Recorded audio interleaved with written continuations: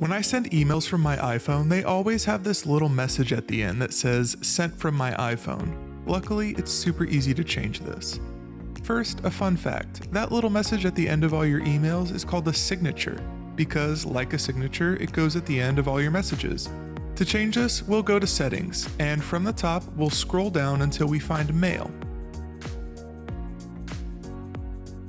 From here, we'll scroll down to the bottom.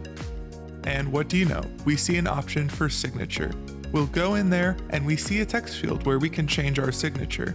Before I edit this, I want to show you something cool. Since I have multiple email accounts on my phone, I can tap per account and edit each signature for each of my email accounts, giving me more control. I'm a simple guy, so I'm going to make it the same signature for all of my accounts. Then I'll edit the text.